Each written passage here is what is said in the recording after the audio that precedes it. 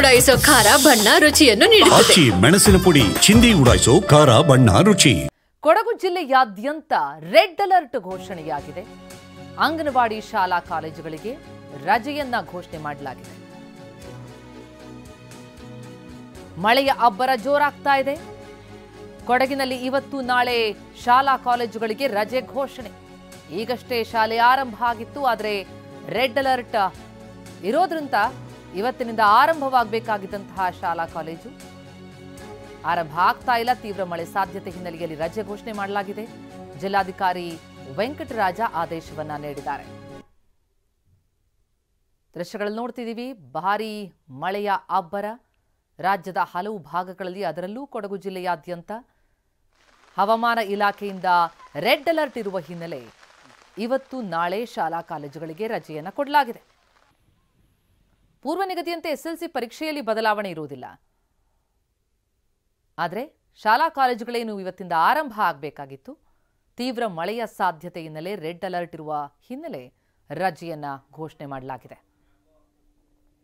ಜಿಲ್ಲಾಧಿಕಾರಿ ವೆಂಕಟರಾಜ ಆದೇಶವನ್ನ ನೀಡಿದ್ದಾರೆ. ಮಳೆ ಅಬ್ಬರಿಸಿತು. ಮುಂಗಾರು ಆರಂಭಕ್ಕೂ ಮುನ್ನವೇ ಭಾರೀ ಅವಾಂತರಗಳನ್ನೇ ಸೃಷ್ಟಿ ಮಾಡಿದೆ. ರಾಜ್ಯದ ಹಲವು ಭಾಗಗಳಲ್ಲಿ ಜಲಾವತರಗೊಂಡಿರುವಂತಹ ಪ್ರದೇಶ, ತಗ್ಗು ಪ್ರದೇಶಗಳಿಗೆ ನೀರು ನುಗ್ಗಿರೋದು, ಸೇತುವೆಗಳು ಮುಳುಗಡೆಯಾಗಿರೋದು, ರಸ್ತೆಗಳಲ್ಲೆಲ್ಲ ನೀರು, ನದಿಗಳು ಉಕ್ಕಿ ಹರಿತಾ ಇದೆ. ಇದೆಲ್ಲದರ ಹಿನ್ನೆಲೆ ಭಾರೀ ಅಲರ್ಟ್ ಇಡೀ ರಾಜ್ಯಾದ್ಯಂತ.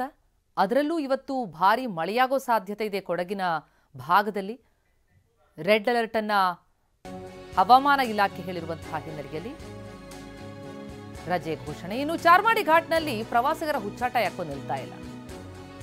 ಜಲಪಾತದಲ್ಲಿ ಸ್ನಾನ, ಅಪಾಯಕಾರಿ ಸ್ಥಳದಲ್ಲಿ ಪ್ರವಾಸಿಗರು ಮೋಜು ಮಸ್ತಿ ಮಾಡ್ತಿದ್ದಾರೆ. ಚಿಕ್ಕಮಗಳೂರು ಬಣಕಲ್ ಪೊಲೀಸ್ ಠಾಣಾ ವ್ಯಾಪ್ತಿಯಲ್ಲಿ ಚಾರ್ಮಾಡಿ ಘಾಟ್ನಲ್ಲಿ ಪ್ರವಾಸಿಗರ ಹುಚ್ಚಾಟ ಮುಂದುವರೆದಿದೆ. ಜಲಪಾತಗಳ ಬಳಿ ತೆರಳಬೇಡಿ ಅಂತ ಸೂಚನೆಗಳನ್ನು ಕೊಡಲಾಗಿದೆ. ಪೊಲೀಸರು, ಅರಣ್ಯ ಇಲಾಖೆ ಸಿಬ್ಬಂದಿ ಗಸ್ತು ತಿರುಗ್ತಾ ಇದ್ದಾರೆ. ಎಷ್ಟು ಹೇಳಿದ್ರು ಜನಕ್ಕೆ ಯಾಕೋ ಅಪಾಯದ ಅರಿವೇ ಆಗ್ತಿಲ್ಲ.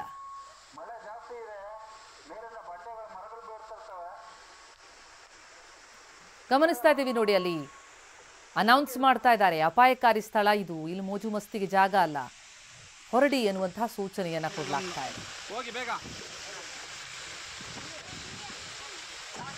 ನೋಡೋದಕ್ಕೆ ಬಹಳ ಸುಂದರವಾಗಿ ಕಾಣುತ್ತೆ ನಿಜ, ಆದ್ರೆ ಅಪಾಯ ಕೂಡ ಅಲ್ಲೇ ಹತ್ತಿರದಲ್ಲೇ ಇದೆ. ವಿಪರೀತವಾಗಿ ಮಳೆ ಸುರಿತಾ ಇರೋದ್ರಿಂದಾಗಿ ಅಲ್ಲಲ್ಲಿ ಗುಡ್ಡ ಕುಸಿತಗಳಾಗ್ತಾ ಇರೋದು, ರಸ್ತೆಗಳಿಗೆ ನೀರು ತುಂಬ್ತಾ ಇರೋದು, ಕಲ್ಲು ಬಂಡೆಗಳು ಉರುಳು ಬೀಳ್ತಾ ಇರೋದು, ಇಂತಹ ಪ್ರಕರಣಗಳು ಹಲವು ಕಡೆಗೆ ಕಂಡು ಬರ್ತಾ ಇರುವಂತಹ ಹಿನ್ನೆಲೆಯಲ್ಲಿ ಪ್ರವಾಸಿಗರ ಹುಚ್ಚಾಟಕ್ಕೆ ಬ್ರೇಕ್ ಹಾಕಲಾಗಿದೆ. ಜಲಪಾತದಲ್ಲಿ ಸ್ನಾನ ಮಾಡೋದಕ್ಕೆ ಮುಂದಾಗಿದ್ರು ಪ್ರವಾಸಿಗರು, ಅವರನ್ನ ತಡೆದಿದ್ದಾರೆ.